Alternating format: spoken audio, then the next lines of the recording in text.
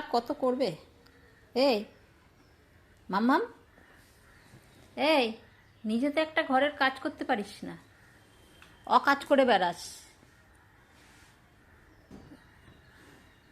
পা ধুয়ে পা মুছিয়ে দিচ্ছে সেবা।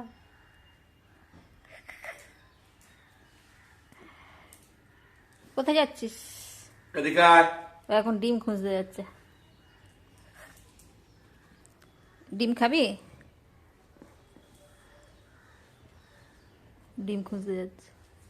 ও সকালবেলায় নেশা হচ্ছে, ব্রেকফাস্ট হচ্ছে ওর ডিম আর ভাত। চল, ও ঠিক জানে কোথায় ডিম আছে।